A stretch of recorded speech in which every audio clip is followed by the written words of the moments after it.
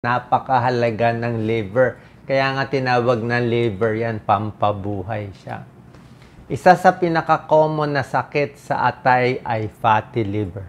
Actually, around 20% ng tao pwede magkaroon ng fatty liver disease. Ayan, very common yan.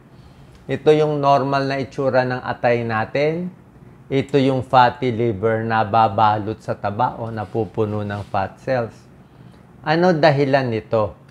Dalawang dahilan ng fatty liver disease. Yung una, pwedeng alcoholic. Malakas uminom ng alak. Lagi natin sinasabi, pag alak, masama sa atay. So, pag sobra sa alak, pwede masira yung atay, umpisa fatty liver. Pag malala na, cirrhosis. Ito ang normal liver. Ito ang liver failure. Ito sira na yung atay. Hindi na gumagana, delikado na yung pasyente, tagilid na ang pasyente.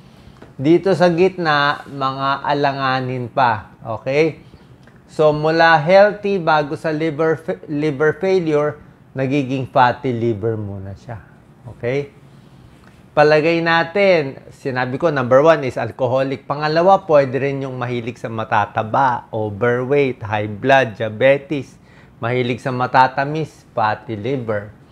Pag hinayaan mo rin tong pagkain mo, naging overweight ka, hindi hinayaan mo siya, tuloy-tuloy, pwede rin umabot sa liver cirrhosis at liver failure. Ito, delikado na to. Okay? Kaya, umpisa pa lang, babantayan na natin. Yan. Pwedeng genetic, obesity, diabetes. Yan ang mga causes ng fatty liver. So, ano itong mga senyales natin? Actually, itong 8 na mga risk factors and senyales, kung meron ka nito, mas malaki chance magkaroon ng fatty liver. 1 is malaki ang bilbil. Ayon sa pag-aaral, basta overweight ng 20 pounds, 30 pounds, malaki ang bilbil, malaki chance na pag in-ultrasound ang atay, may fatty liver.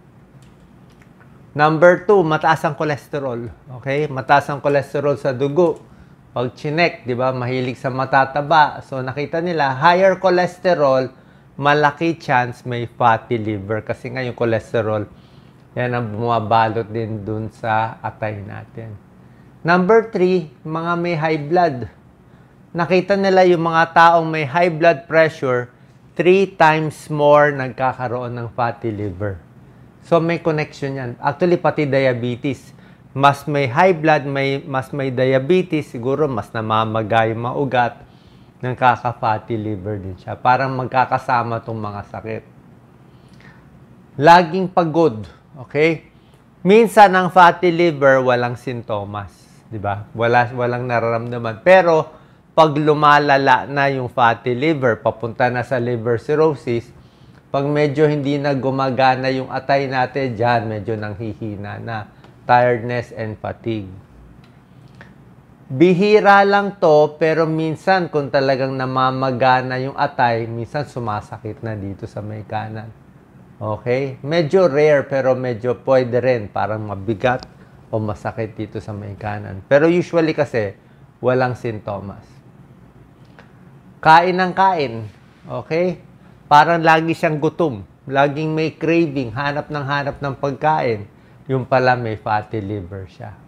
Early sign din pala ng liver damage to. Siguro nasisira yung atay. Nagkakaroon din tayo ng craving. Nangangati. Okay? Ito, pag nag-fatty liver, nasisira na yung atay natin. Ayan, oh, yung bile duct. Yung bile natin, dahil nga sa bile nangangati. Nag-accumulate yung bile. Ayan, tumataas yung histamine sa katawan, so makati siya. At kung malala na nga yung fatty liver, papunta na sa liver disease, papunta na sa liver cirrhosis, ito mga spider angioma sa dibdib nakikita at sa tiyan. So actually, maliliit lang yan. Maliliit lang yan. Yan. Para siyang spider, gagamba. Tapos pag pinrest mo yan, nawawala. Nawawala yung dugo. Dugo yan eh. Pag binitawan mo, lalabas ulit. Common din yan sa non-alcoholic fatty liver disease. So ito yung mga 7 signs, pero pwede rin naman walang nararamdaman. Ano gagawin natin? Okay? Siyempre, kung uminom kayo ng alak, tigil alak. 0 talaga. Basta fatty liver, zero alcohol. Ni konting tikim, wag nyo na subukan. Zero alcohol. Sa matataba, sa fast food, yan talaga pang fatty liver. Kung napanood nyo yung palabas na Super Size Me, di ba may isang reporter, kumain siya ng kumain siya sa fast food, araw-araw, nag-soft drink siya, tumaas ang liver enzymes niya, nasira yung atay niya. Nasira atay niya. So, kaya mo sirain yung atay mo, mag-araw-araw ka lang ng fast food at yan lang ang umaga, tanghali, gabi mo. Yan, non-alcoholic fatty liver disease. Paano natin malalaman? Blood test, SGPT, SGOT, papacheck natin. Pag fatty liver, tumataas yan. Yan.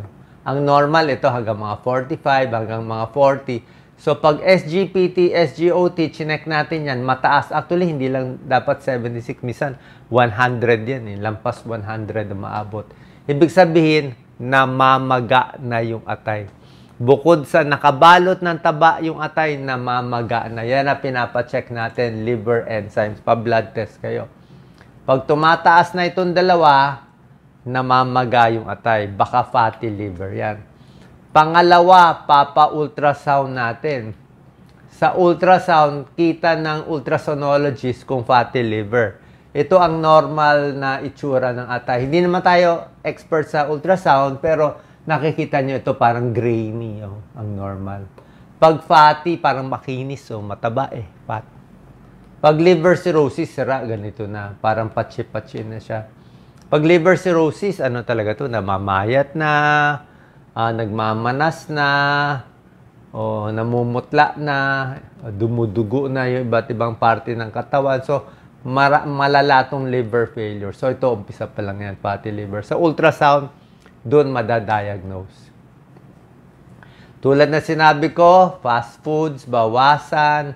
Kahit matatamis, bawasan. Sinabi ko, mas overweight, mas hindi maganda. Sigarilyo, tigil completely. Alak, tigil completely. Tapos, syempre, exercise din.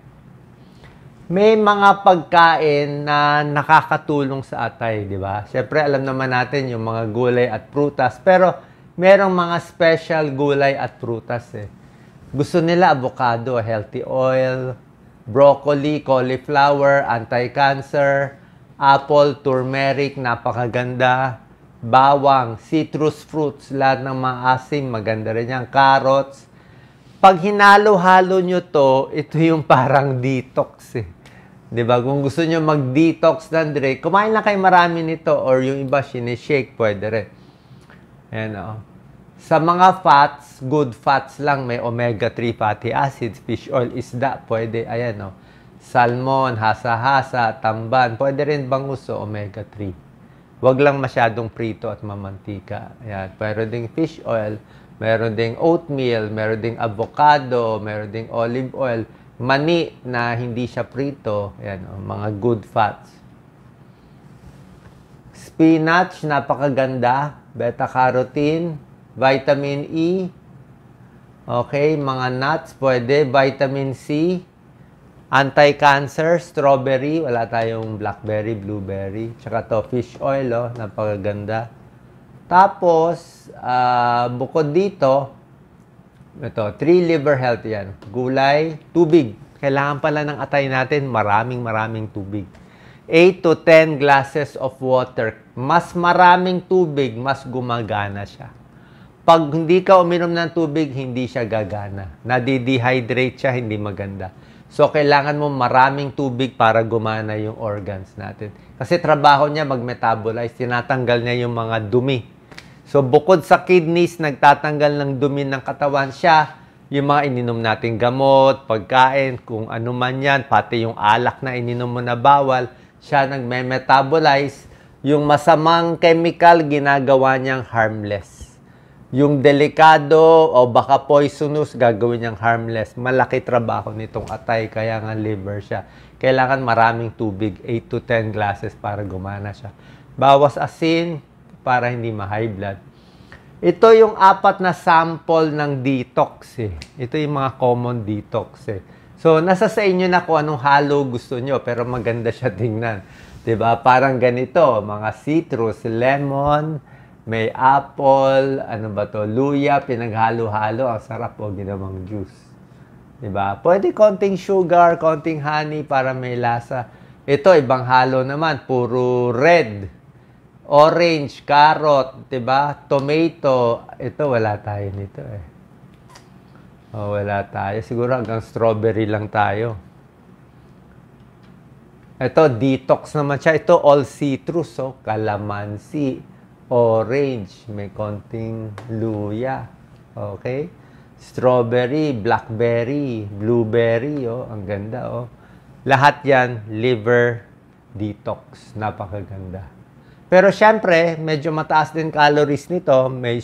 May sugar. So, babawasan nyo konti yung ibang kinakain nyo. Lahat ng gulay pwede. Okay, local naman. Ano gusto natin? Local, monggo, malunggay, kamatis, isda, di ba? Local yan, pwede yan. Pang fatty liver. Yan, oh, bangus, pinakbet. Huwag lang maalat masyado. Bawasan ng bagoong. Yan, monggo, daing. Pwede. Ampalaya. Di ba? Napakaganda, ampalaya. Fatty liver disease. So, nakita nyo na. So, yan ang mga tips natin para umiwas sa sakit sa atay. Kung may high cholesterol, gagamutin. Kung may high blood, gagamutin. Kung may diabetes, gagamutin. Pag may yogurt, may konting pag-aaral, baka daw may tulong ang yogurt. Depende. Okay? Tapos mag-ingat din sa pag-inom ng gamot. Okay, bawal ma-overdose sa gamot, kahit paracetamol para sa lagnat, sa tamang dosis lang. 3 times a day, 4 times a day, every 4 hours. Huwag din sobrahan ng paracetamol, nakakasira ng atay. Baka ma-overdose ka sa paracetamol. Ingat din sa mga aspirin, antibiotics, gamot sa TB. Kailangan naman inumin pero sa tamang dose lang para hindi masira atay. Kahit supplement, pinag-iingatan. Hindi lahat ng supplement safe. Ipaalam nyo muna sa doktor nyo, baka may supplement na makasira sa atay. So yan, green leafy vegetables. At exercise, syempre. More exercise, mas papayat, mababawasan ang body fat, bababa ang triglyceride at cholesterol, mas maganda sa fatty liver. Okay? Pag mataas, syempre, itong mga cholesterol, may gamot din tayo dyan.